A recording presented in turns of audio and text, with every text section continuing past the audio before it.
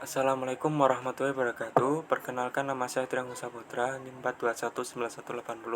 Kelas Filsafat Ekonomi Islam D. Di sini saya akan menjelaskan jawaban tugas UTS mata kuliah Filsafat Ekonomi Islam. Soal yang pertama yaitu, bagaimana Anda menjelaskan mengenai tauhid sebagai fondasi ekonomi Islam? Menurut saya, tauhid sebagai fondasi ekonomi Islam sebagai landasan dasar keimanan dan kepercayaan kepada Tuhan, serta menjadikan tauhid sebagai benteng keyakinan diri kita agar selalu berperilaku baik dalam bidang apapun, termasuk bidang ekonomi. Tauhidlah sebagai prinsip pertama tata ekonomi yang menciptakan negara sejahtera, dan Islamlah yang melambangkan sosialis pertama dan melakukan lebih banyak keadilan sosial. Islam juga pertama merehabilitasi atau martabat manusia. Landasan filosofi inilah yang ekonomi Islam dengan ekonomi kapitalisme dan sosialisme, karena disasarkan pada filsafat, skuatisme, dan materialisme. Dalam konteks ekonomi, tauhid berimplikasi adanya kemestian setiap kegiatan ekonomi untuk bertolak belakang dan bersumber dari ajaran Allah, dan dilakukan dengan cara yang akan ditentukan oleh Allah dan pada akhirnya ditentukan oleh ketakwaannya kepada Allah SWT. Selanjutnya soal kedua, apa itu ontologi, epistemologi, dan aksiologi, dan bagaimana kaitan ketiganya dengan ekonomi Islam? Yang pertama, ontologi. Ontologi yaitu teori hakikat yang membahas tentang sesuatu yang ada sehingga bisa dijadikan kepercayaan oleh masyarakat. Hakikat tersebut berbentuk teori terhadap apa yang dikaji. Yang kedua, epistemologi adalah hakikat cara memperoleh dari sumber pengetahuan dan logika berpikir, serta bagaimana cara mendapatkan pengetahuan dengan baik dan benar. Yang ketiga, aksiologi adalah orientasi nilai kehidupan, bagaimana kita harus hidup dalam melahirkan etika dan estetika, serta teori tentang nilai kegunaan ilmu.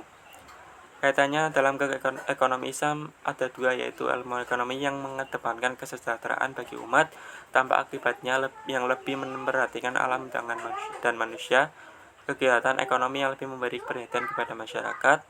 Yang kedua, ekonomi Islam itulah terlahir dari sebuah ilmu baru di mana praktek kegiatannya secara mayoritas secara monopoli, sedangkan di dalam Al-Quran dijelaskan bahwa praktek tersebut tidak itu dilarang. Kemudian soal nomor 3, dalam bagaimana strategi pembangunan ekonomi Islam dalam sudut pandang teologis, kosmologis, dan antropologis.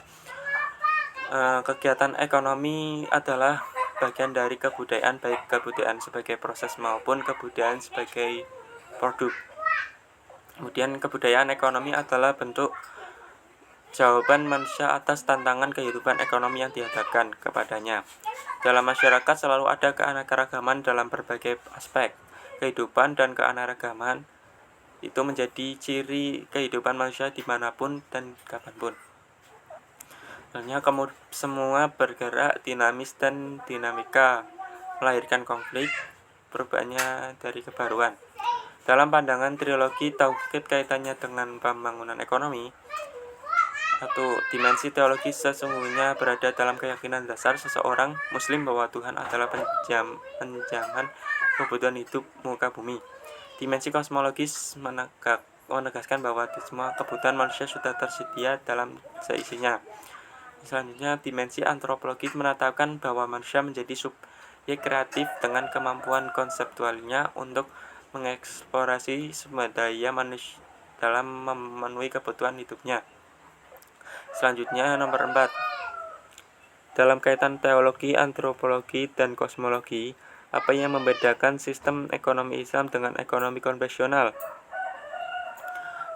Ekonomi Islam merupakan implementasi sistem etika Islam dalam kegiatan ekonomi yang ditujukan untuk pembangunan moral masyarakat. Dalam hal ini, ekonomi Islam bukanlah sekedar memberikan justifikasi hukum terhadap fenomena ekonomi yang ada, namun lebih menekankan kepada pentingnya spirit Islam dalam setiap aktivitas ekonomi.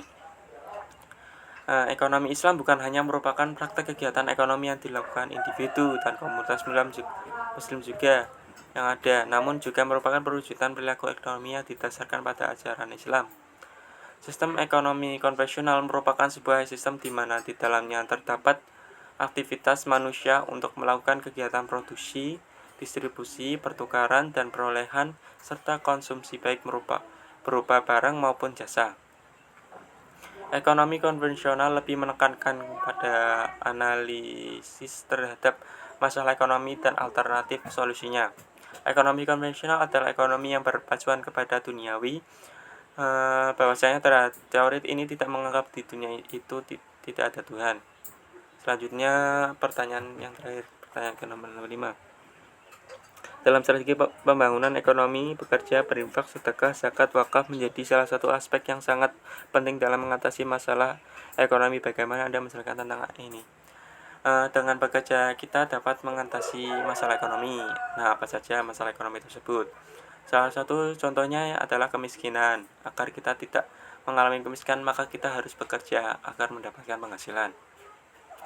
Dalam bekerja kita juga dianjurkan untuk melakukan hal berikut.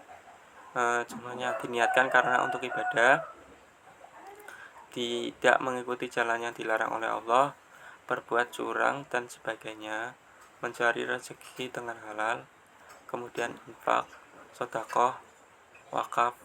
Dengan melakukan hal tersebut kita dapat mengatasi masalah ekonomi, yakni kemiskinan, yang dilakukan dengan cara infak, sedekah, dan wakaf. Hal ini adalah sebagai bentuk pemberian seseorang yang diberikan kepada orang lain ataupun suatu lembaga. Manfaat dari infak, sedekah, dan wakaf antara lain merupakan perbuatan yang disunahkan. Terus kemudian bentuk kasih sayang kita sesama makhluk. Kemudian mengatasi kemiskinan. Terus wujud rasa syukur hamba kepada Tuhannya. Terus kemudian zakat. Zakat juga dapat mengatasi masalah ekonomi. Zakat dilakukan sebagai distribusi harta kekayaan masyarakat yang diberikan kepada orang yang kurang mampu dan menunjang ketimpangan sosial. Manfaat dari zakat sendiri yaitu zakat merupakan hal yang diwajibkan bagi orang muslim, terutama zakat fitrah merupakan bentuk kasih sayang ketika diberikan kepada mustahik zakat. Terus mengatasi masalah kemiskinan, distribusi kekayaan dan lainnya. Sekian yang bisa saya sampaikan, kurang lebihnya mohon maaf. Wassalamualaikum warahmatullahi wabarakatuh.